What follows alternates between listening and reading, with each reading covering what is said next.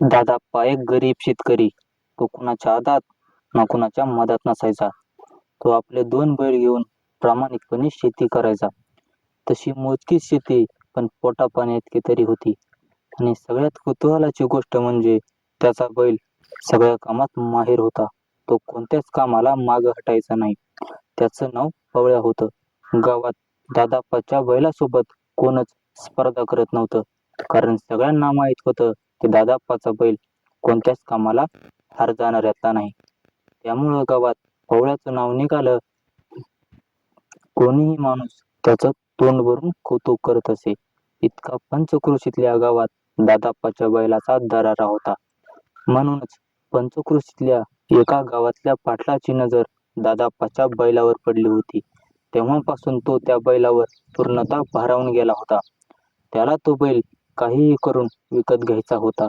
मग कितीही पैसे लागना, तो त्या बैलासाठी द्यायला तयार होता. पाटलाकडे पैशाला काही कमी नव्हती. त्याची 100 एकर शेती आणि शेतात 4-5 गडी सतत कामाला.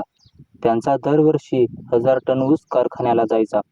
त्यामुळे पाटील कोणतीही गोष्ट पैशाच्या जीवावर सहज विकत घेत होता. आणि याच पैशाच्या जीवावर त्याला दादाप्पाचा बैल विकत घ्यायचा होता. म्हणून त्याने त्याच्या एका शेतमजुराला दादाप्पाकडे पाठवले बैल घेण्यासाठी. पाटलाच्या आदेशानुसार तो शेतमजूर दादाप्पाकडे गेला आणि त्याने दादाप्पाला विचारले, दादाप्पा, पाटील तुमचा बैल घ्यायचा म्हणतात आणि त्यासाठी त्यांनी मला तुमच्याकडं पाठवलंय. तुमचा पवळ्या बैल पाटलाच्या खूप मनात बसलाय. त्यासाठी पाटील तुम्हाला पाहिजे ती किंमत द्यायला तयार आहेत.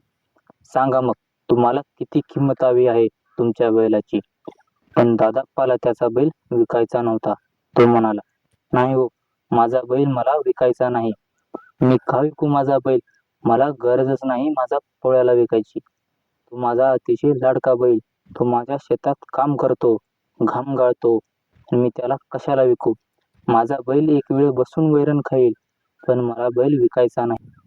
तसा पाटलाचा गडी म्हणाला, हो पाटील, तुम्हाला त्या बैलाची वाटेल ती किंमत देतील, पण दादाप्पाचा बैल विकायचा नाही यावर ठाम नकार होता.